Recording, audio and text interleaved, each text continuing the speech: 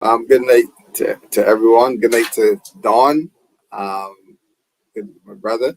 Marcia, good night to you and your viewers. Good to be here again. Since I'm breaking some records this year with visits to the show, but glad to be here to share. Um, when we spoke last, we raised the concern that something like this would have happened, Hmm. and because I know a lot of people don't listen to all the debate in Parliament. And I know quite well that sometimes people kind of choose who they want to listen to, etc. Hmm. And I highlighted the fact that Reverend Senator, Reverend Dr. he, John Rogers, he made a plea. You remember that? He made a plea. I said he made a plea to do not penalize the senator, Senator Haynes. And it is because if you were in the room, it is okay to watch that presentation on YouTube streaming. But the chills ran through the room from the time she got up and made her first two sentences. And Dawn alluded to some of that tonight. One of her early sentences was that she was advised not to even show up to participate based on how she felt or what she was going to say. And she thought that she couldn't live with herself if she did that. The room, it was just chilled. It was a different environment altogether. She has had everybody's attention. She had puzzling faces on the side of the government, all looking around, wondering. You can see the eyes going. Because we sat on the other side, so you can see the eyes. You can see the eyes going, and you can see them bending over and looking at each other. In some instances, it was really to be there is totally different than listening online. So we felt it, and coming after her, Senator Rogers then realizing the impact that she had and the stance that she took, publicly asked for her not to be punished. Right there, Senator Walters, because we were looking for this clip and we couldn't find it after you left the show 2 weeks ago. We Yeah. now have it. Dave, can you play a little of that, please? I hope Dave can play it so that the viewers can hear this reverend. And I could see he was trying to protect this young lady as a father. He knew what was coming, Dan, and he was trying to protect her. But alas, it didn't work. Let's hear Senator Rogers, who is a reverend. Go right ahead. And so I want to make an appeal, if I may, to those who have the power or any influence. Please do not penalize her for her honesty. Please do not penalize her for her conscience. This chamber is meant to do just what she did today.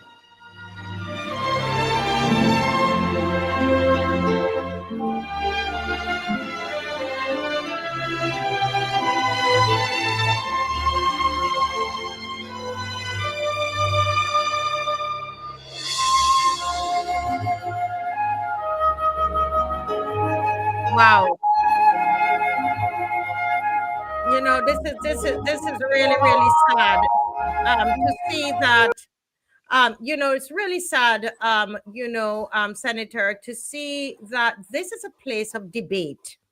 The Senate is a place of debate. It is a place where you were going to have varying opinions, etc. And I thought she was very gracious in her comments. Let's move along the conversation. You're a senator, an opposition senator. What does this say to you about the governance of this country? What does it say to you? First of all, I want to pick up Marcia on something that Dawn said, because Dawn said a lot of what I would have said, to be honest. And he said that this was the first time that Senator Haynes would have, made a comment contrary to the government's position. But I can't remember all the instances, but there are situations where government senators have in the past had a varying view or have not outright supported something, a legislation that has been before the House, in both houses. So it is not unique that that a senator or even an MP would sometimes have a different view of what the government might want at the time. It doesn't mean that they don't support the government or they don't support the leadership. It means that in this instance, there's something that is telling them that they want to go in this direction. And in the case of Senator Haynes, you can see that she has done the research, she has made a position and backed it up and supported it with facts and sound reasoning, right? And it was done genuinely. So for us on the other side, rather independent, and I speak for myself, but from what you could have felt and heard in the chamber after she spoke, was that we all understood that position, right? We all understood that position. I've been in the Senate for a year, and over that year, she has supported the government in everything that they have done. And she's been very articulate in supporting the government. In this one instance, she has not, and this is as a result. It speaks to when you talk about governance, it really, you expect a reshuffle of the cabinet to be a result of some strategic decision to carry the government forward, to move the country forward, not a knee-jerk reaction to things that are happening within your cabinet or within your party. So what you anticipate is that the leader will come and say, hey, we are on this course and we want to go in another direction, or we want to enhance this, or somebody here has not been doing such a good job and we want to maybe make a change to see if we can get an improvement in one area, etc. And that is generally a strategic move to put wrong things right.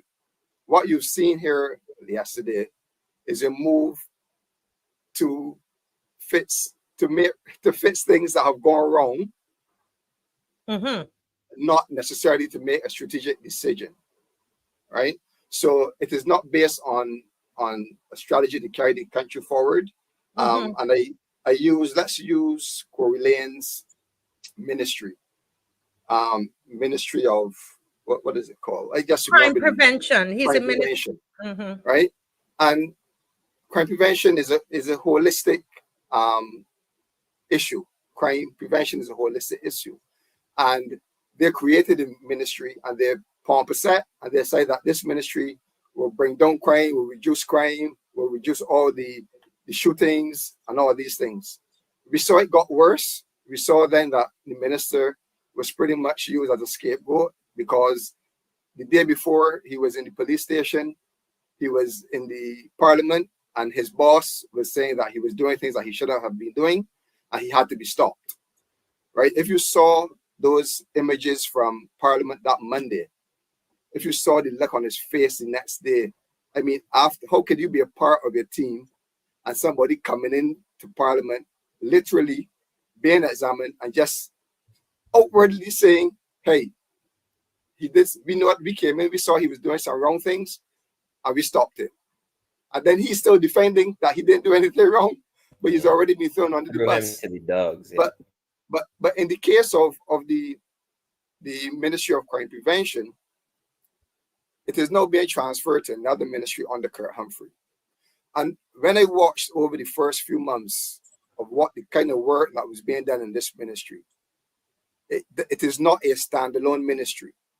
It is a ministry that can be pieced through a series of ministries. Education, youth, especially the bulk of it, in my opinion, should be under youth affairs, right? Yes. There's no reason for it to be, because you're talking about swimming programs, sports, you're talking about development programs that all sit right now under youth, all budgeted for, all have programs already that are established that probably just need to be beefed up. There's no need for you to have a new minister, have a new mandate, have a whole separate $8 or $9 million of taxpayers' money when you could have approached this on a holistic position in the first place, rather than giving somebody a job who has now failed at the job, right? So, and if you see, they have a good example of them using the initiative of having one of their flagship programs spread across ministries. And you would not believe, if you search the estimates document Yes. and you search for regathering, you will see regathering across various ministries, budgeted across various ministries. Yes. Because in this instance, they don't want to tell you that they're spending $12 million on regathering. So they're separated it to make it difficult for you. But in a genuine case where they have crime prevention, which is a social issue, which is a long-term issue in terms of dealing with youth development, which has implications in terms of our education system, which has implications as it relates to sport development and sport engagement, entertainment, even culture even. You see there's so much different elements, but they didn't take this approach. They took the political approach to say we're going to fix this crime issue. We're going to put a minister of crime. We're going to do a peace program. They did everything politically, not looking now at how the repercussions of it, and it is now a dismal failure. And my question to the government is, are you going to pull that peace program? There's no place for the peace program anymore. It is clear that it is a social issue, it is a culture issue, there's the issue of education, sports, youth development, and it does not even need to sit under one ministry, and it can be dispersed throughout various ministries that would have that wide social net that could actually give us the benefits in the long term. So that's just one example of the political decisions that have been made and the apparent failure of this government to execute on its mandate. Yes.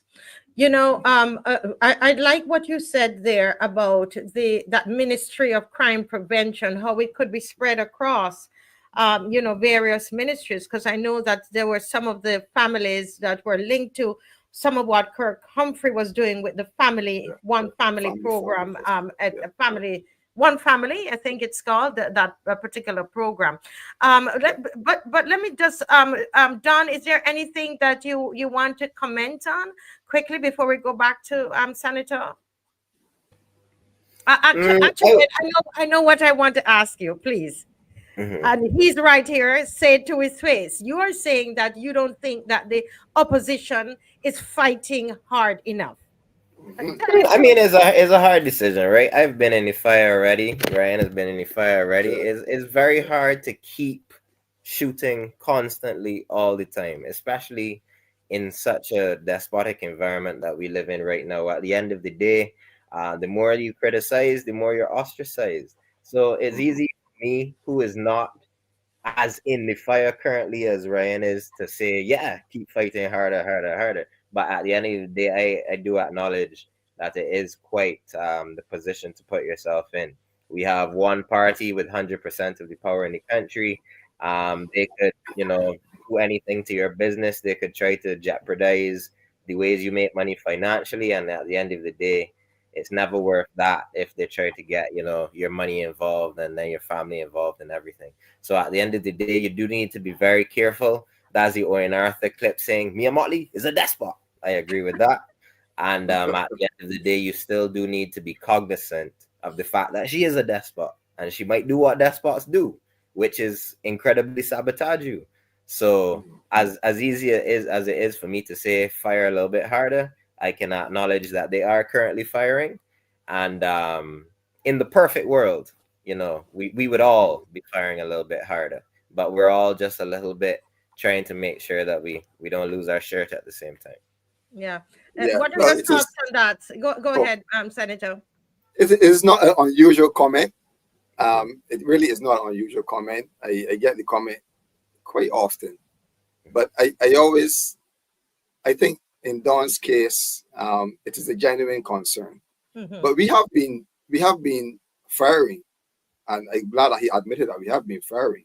What has happened though is that, in my opinion, and when somebody asks me a question similar to this, I ask them, are they paying attention? Yes, we can get into spaces, but a lot of people are not even paying attention. So, for example, someone challenged me on social media recently, and today, Barbados.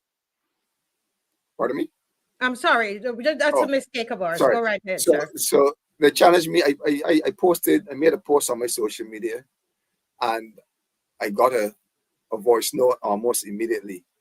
and they challenged me about speaking out on agriculture, speaking out on food security and all that. And all I had to do, Marcia, was go to the Nation News on the same morning and send the clip and send the story from the leader of the opposition talking about food security. And the person was like, wow, I didn't know that. You know, so I mean, it's like we are there. There's more that could be done. Our numbers and our advocacy must increase, but we have been doing a very consistent job, and it has been bearing fruit. You saw the work on the energy issue with the gas prices. We had to put pressure on them for them to bring down the gas prices after 15 months, and this was lost on Bajans what they were doing. You saw the advocacy from the leader of the opposition as it relates to the fishing industry and the lack of support across the sector, and even asking for additional support, which, by the way, was granted. Additional 2 or 3 months was granted in December. And that was because the leader of the opposition was very, very adamant and relentless in going after the needs of that industry. So there are success stories coming out of the last 6-7 months, especially after all the turmoil in the party, and we continue to fight for that. You're hearing now we are unearthing all of the happenings in Hope. It started with the leader of the opposition last debate for the budget response, and you've seen I take up the housing ministry as a shadow spokesperson. And we've unearthed a lot of things that we're calling for Hope to be closed down, right? So we are trying our best. We are putting our best foot forward, and we are stepping in the right direction. Dawn, I think you can see an intensification of our lobbying and of our advocacy for the people of Barbados, and that is going to come slowly but surely. But what you can be guaranteed is that it's going to become also with quality, and not just pure political talk. But if you listen carefully, while we might not be telling the government exactly what to do, if you listen carefully, we are actually telling you what we plan to do when we assume office. Yeah.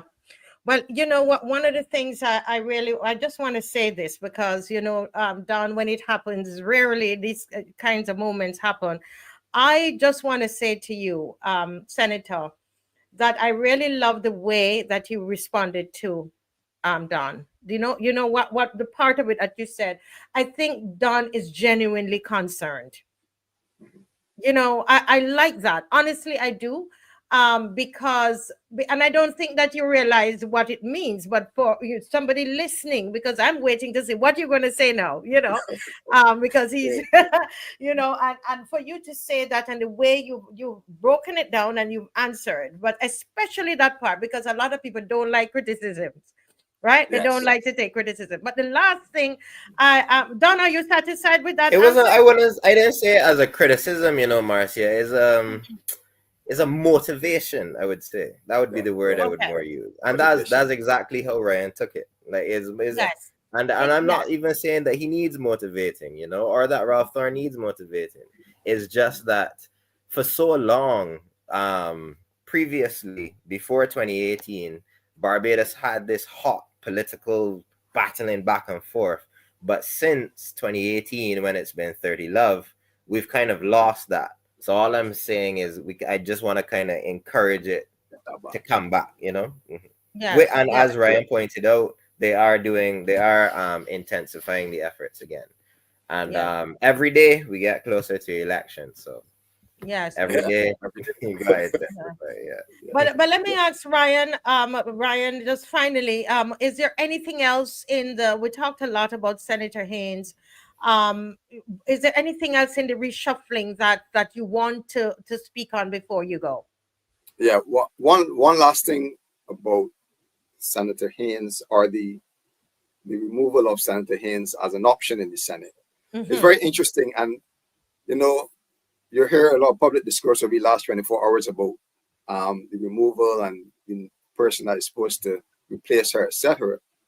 But if we take our minds back to 2022 after the election, the government made a move to they wanted to incorporate an 18-year-old in the Senate. So remember, there was one vacant space, and it wasn't filled, and they was trying to change the legislation to accommodate an 18-year-old person. Mm-hmm. They failed at that, and then Senator Gregory Nichols was asked to sit in the Senate. Okay. Right? So in other words, he was not a first pick. He was asked to sit in because the prime minister at the time did not get her way at the time. Right. And he was interviewed by the media, and this is what Gregory said. Senator Nichols, sorry. And I'm quoting the Barbados Today story of March 20th, 2022. I look forward to participating in my first assignment in the appropriations bill. This will be my 5th one, so I have an appreciation for what is required. The circumstances regarding Mr. Koth-Dawala are regrettable, but I am ready to fill the breach, and I trust that I will do credit to the Prime Minister for her display of confidence in choosing me. Wow. So in my opinion, if you wanted to, he's been there 5 times. If you wanted to replace somebody, the first pick cannot be Senator Haynes. There are other options for replacement, right? So you can clearly see that at the end of the day, there's something behind the shift, and it's not that she was asked to make room. She was asked to make room, yes, because that she stood up for what she believed in and what drove her to make that speech. And as she said, she could not live with her conscience if she did not make those statements in the Senate a few weeks ago. So I'm just saying that there are options that the Prime Minister had at her disposal. And I'm just saying that Gregory Nichols is a clear person that was not the first choice, given his experience and being in the Senate. And clearly she was making way for younger persons by trying to change the legislation to accommodate 18-year-old. So there's no reason now why some person like Senator Nichols couldn't bow out and allow for another youthful person to take up the mantle and become a minister. The second thing is that there's this great need for the leader of the country of Barbados, Mayor MOTTLEY, to look past the lower house and her MPs to assign ministries to. So you have 29 persons in the lower house. Don't trust and any of you them. now have 3 ministers in the Senate. So what does that tell you? Repeat what you just said. So you're saying she's bypassing the people in the lower house? Yes, she Think has it's 4 28 persons actually, now, Ryan. and she's bringing in people and making them ministers. So she has 4 ministers. Sorry, she has Senator Blackman, Senator Monroe Knight, Senator Cummins, and now the incoming senator. So, and then there are 29 persons in the lower house. Now there are now 27 who are eligible because 2 of them have disqualified themselves. But you have a cadre of persons who the Prime Minister. Then you have two additional ones who have opted out. So we have, I think that's Sonia Brown, and now we have Marcia Cadho saying we want no part of it. So the numbers are getting slimmer every day. So leader of opposition across the floor down to 29. There are 2 persons that are in legal battles, down to that brings it down to 26. Right? Yeah. 26. And now you have 2 persons who are saying I do not want to be part of the cabinet because you know what? Our principles do not align. So the Prime Minister still has a cadre of persons, over 20 persons that can be accommodated in the cabinet, but she's consistently bringing persons into the Senate and making them senators. And there's a growing problem with that as well, because in my opinion, some of these persons have got to be careful how you word this. What I've seen is not really a representation of citizens. I have seen a very policy-driven focus with not looking at the full implications of the impact of policies onto people. You've seen it in renewable energy, where there's no focus on the consumer, there's a focus on investment and the Barbados Light and Power. So there's right? So that person doesn't have to go and knock on doors and answer questions about cost of living, etc., because they're not an MP aspiring. You have Senator Monroe Knight, who clearly wants to sit in the lower house, and she's the candidate for Christchurch South. Yes. And she's the Minister of Culture who sat quietly by during this debate on the Whole Town Civic Center. Right? So you clearly see now why she sat quietly, because she wants to keep her pick. So she doesn't want to support her Ministry of Culture and Heritage. She could, if she stood up, she would have to speak in support of the ministry that she holds, not in support of the government. And she remains silent. You have Senator Chad Blackman, who is a trailblazer, I would say, in the party. He's been one of the faces that has been foisted on Barbados. He's been placed comfortably in a seat. There has been no nomination.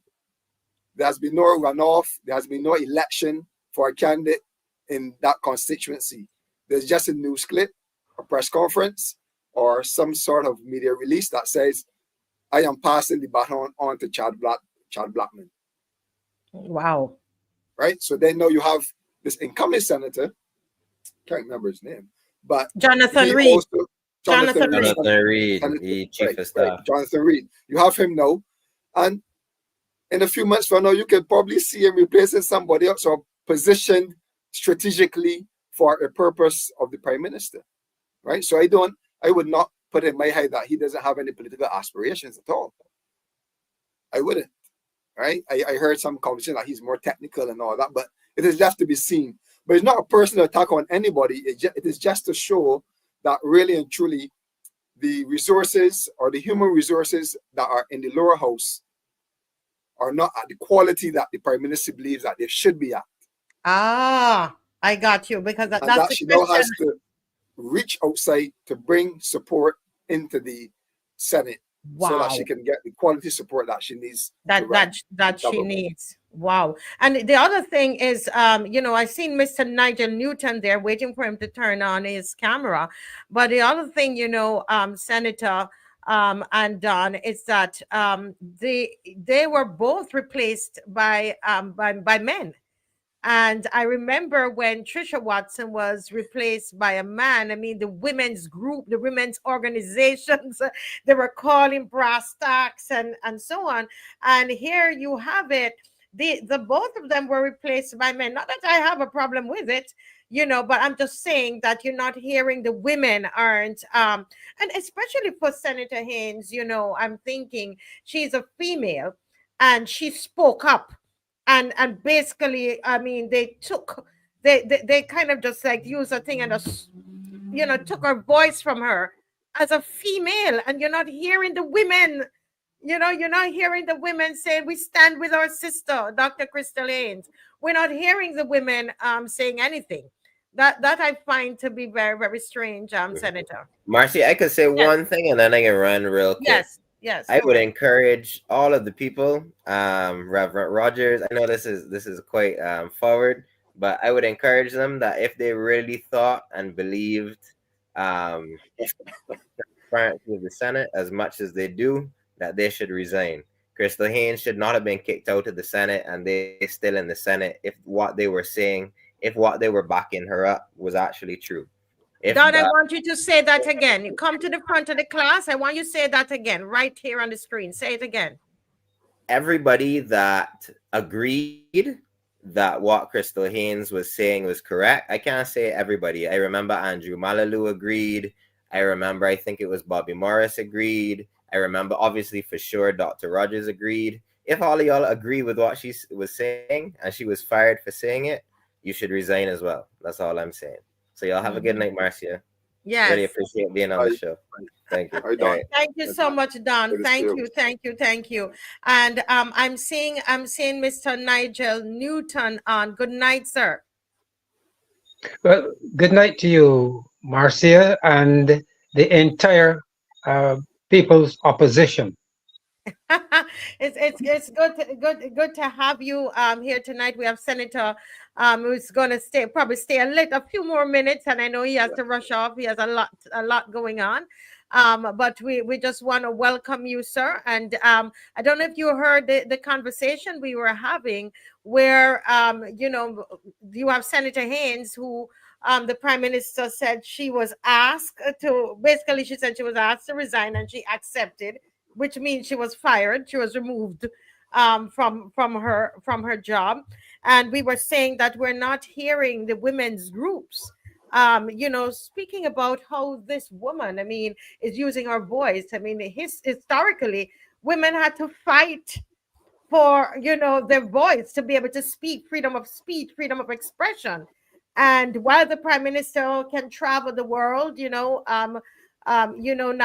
and she can speak and share and point her finger at world leaders and all these things, here's this young lady got up and so graciously presented something on behalf of the people of Barbados, and she was penalized for it. What do you say to women in Barbados, Mr. Newton? Well, I think it is extremely unfortunate that Senator Dr. Crystal Haynes suffered such a humiliation. And I think if the women in Barbados are really serious about their politics and what is happening in the country, then I think they should have risen up really and object to the treatment of Senator Dr. Crystal Haynes, because it is a clear violation of her freedom of conscience.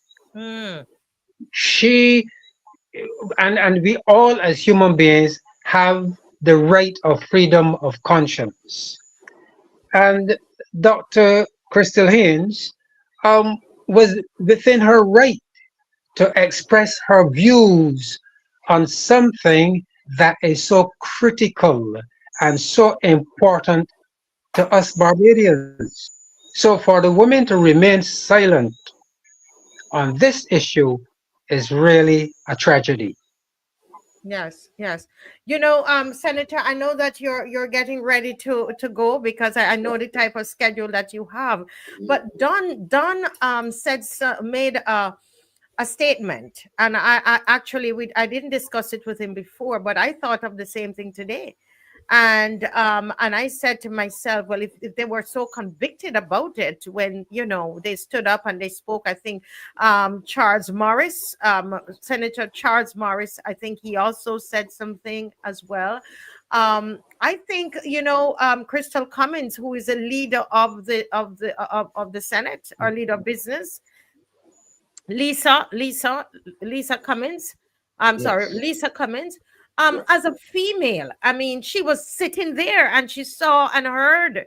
I think that they should all take a stand. What do you think, Senator Walters? I know you're in the Senate as well, but what are your thoughts about that before you go?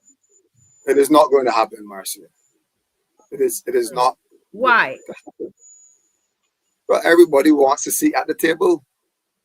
This is not about. This comes down to a personal decision. This comes down to principles, to conscience, to morals, and they will not do it. They will line up behind their leader, right? Because they will fear victimization. To step down is to resign from your position. And who will do that? I mean, we have to be realistic. Because you can't have any dissent. You can't have dissent. They will not do it. As I said before, there are instances in the past where persons on the government side would have a varying view or would have not fully supported legislation that have been brought to either chamber, and they would have been able to express those views.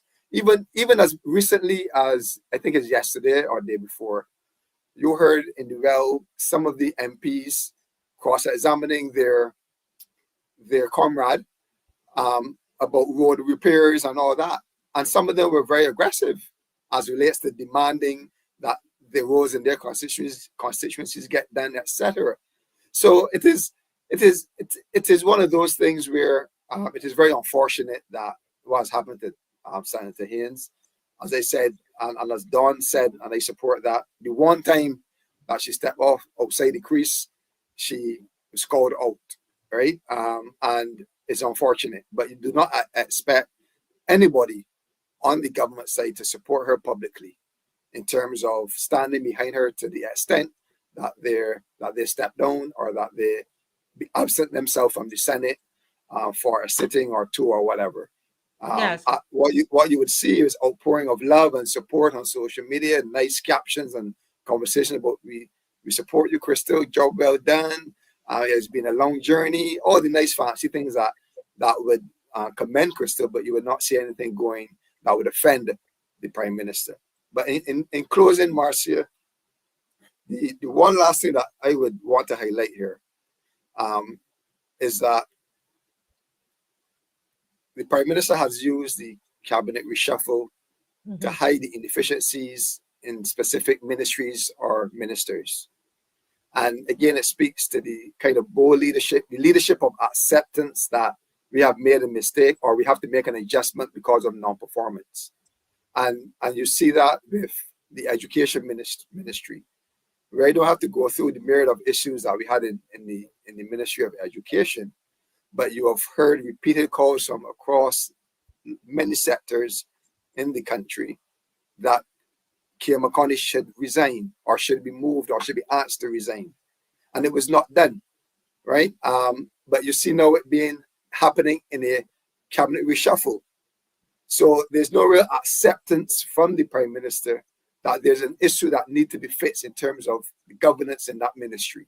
Right. And you've seen it across in other instances of reshuffling as well. And it says something to the character of the Prime Minister. You also hear as well that the Prime Minister doesn't like to deliver bad news. And we have examples of that, right? Normally, bad news is not delivered by the Prime Minister. And we have her now saying that the budget will be delivered by Minister Strawn. So now we're hoping that there's no bad news to be delivered. So it is, if you really look below the surface, there are other underlying things that are happening in terms of the governance, in terms of our leadership, in terms of the fact that the acknowledgement that we are not perfect is really not coming out, and that we have things to correct in this country. And Yes. if the government is hiding from that reality, we can expect that this government will continue to be mediocre in its performance. Yes. If I feel that my boss is going to protect me when I do not do well, to the extent that I will hold my position until the next election or until it is appropriate for me to be shifted in another place of comfort, then I'm not motivated to do any better. I'm not motivated to perform on behalf of the people of the country. So that is what you would see. You are going to see a continuous lack of performance across all ministries. You now see the Ministry of Education being split in two. Now we're in the estimates debate. We have Ministry of Health, Ministry of Education with the largest budgets, and we do not get to investigate and ask questions to the Ministry of Education. Yes, those two they're not in the well. Yeah. And now you hear that there's no Ministry of Education, Innovation and Science and Technology anymore. There are two ministries. That is what my interpretation is. One of education transformation and the other of training and tertiary education. So it is very confusing. To the public, right? Yeah. Because a lot of divisions and areas within the Ministry of Education do not fall into either of those categories. Yeah. Right. But I'm saying that persons are continue to be awarded or rewarded a safe place or a different place and not called out for their non-performance. And that is going to have big repercussions for the performance of the country across all ministries, because everybody's going to sit, they do whatever, they know that the Prime Minister doesn't want to look bad. She doesn't have the fortitude to come and accept that her ministers are not performing and that she can fix it or replace them. And then replacing them is not putting them in another ministry. Replacing them is saying, hey, you are not fit for purpose. Let us give another person a shot at this. Yes, yes. Well, thank you so much, Senator Walters.